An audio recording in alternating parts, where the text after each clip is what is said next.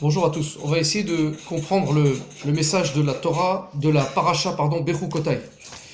Alors, dans Bechukotai, qui est préparation, comme l'a demandé Ezra Sofer, le prince de la génération de l'époque du deuxième temple, il nous a demandé de lire cette paracha de Bechukotai dans laquelle il y a les malédictions, qui sont en fait, qui deviennent des bénédictions si on les lit, et qui arrêtent les malédictions de l'année, puisque Rosh Hashanah des arbres, le nouvel an des arbres, et justement la fête de Shavuot, la fête de la moisson, qui est en même temps celui du don de la Torah. Torah qui est un fruit, quand on étudie la Torah, on récupère des fruits. Il est marqué comme ça: si vous vous conduisez selon mes statuts, si vous gardez mes préceptes et les exécutez, je vous donnerai les pluies en leur saison, la terre livrera son produit, l'arbre du champ donnera son fruit, le battage de vos grains se prolongera jusqu'à la vendange jusqu'au semail, vous aurez du pain à manger à satiété, en abondance, et vous demeurez en sécurité dans votre pays. Je ferai régner la paix dans ce pays, et nul n'y troublera votre repos. Rashi y commente, il dit: j'aurais pu penser qu'il s'agisse de l'observance des commandements, étant donné que le texte continue par « si vous gardez mes préceptes », c'est donc bien à l'observance des commandements que s'appliquent ces derniers mots. Comment alors expliquer « si vous vous conduisez selon mes statuts, mes chokim » Réponse de Rashi: il faut se donner de la peine dans l'étude de la Torah. Alors, il faut essayer de comprendre première question. Comment le Midrash a appris des mots « si vous conduisez selon mes statuts » veulent dire « donnez-vous la peine d'étudier la Torah, dans l'étude de la Torah ». Ok, l'observance de la Torah a déjà été mentionnée, mais il est possible que l'intention de la Torah soit que nous étudions même sans peine. Pourquoi étudier avec peine? Donnez-vous de la peine, c'est quoi? Deuxième question. Quelle est la spécification par la Torah de la récompense que donne Dieu pour l'étude de la Torah justement, et l'accomplissement des commandements?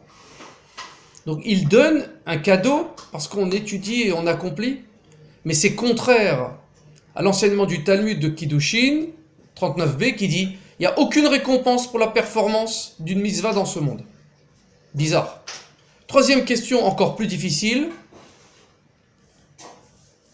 Il est évident que l'observance de la Torah et l'étude de celle-ci est plus grande que la récompense matérielle qui est le fait de la pluie, que les récoltes poussent, etc. Car la récompense spirituelle des mitzvot relève en fait de l'infini, c'est l'infini. Comme le dit le Talmud Brachot, aucun œil ne l'a vu, ô Dieu en dehors de toi, qui agit pour celui qui te fait confiance. Donc on ne sait pas quelle est la récompense des mitzvot. Pourquoi alors la Torah précise une récompense aussi dérisoire, qui est des fruits, etc. Donc il y a trois questions. Premièrement, on va se référer à ce que dit le roi David dans les psaumes 119, 16. Je me délègue de tes statuts, de tes chukim, et n'oublie pas tes paroles. Réponse. Première réponse. Comment concilier cela avec « si vous vous conduisez selon mes statuts, donnez-vous la peine dans l'étude de la Torah » Rashi dit au nom du Midrash, pourquoi David a inversé la demande? Si vous conduisez selon mes statuts, qui consiste d'abord à peiner, à se fatiguer pour la délectation, alors je me délecte de tes statuts. Je me délecte, Rashi dit, Ishtashea, ça veut dire je me fais un plaisir. Mais je m'engagerai, Itrasek, comme dans Isaïe et Shaya dit, l'homme se tournera vers son créateur et qu'il s'engage. Yesho par des paroles de mensonge. Donc Rashi dit Ishtashea, c'est la joie, c'est le plaisir, la délectation. Il est revenu sur l'interprétation du Midrash qui est celle de l'engagement et de la peine. Réponse. Sur le plaisir, qu'est-ce que dit David Amelech, le roi David? Le Radak dit Ishtashea provient en fait de la délectation et la joie qui évite que la Torah ne soit oubliée. La Torah risque d'être oubliée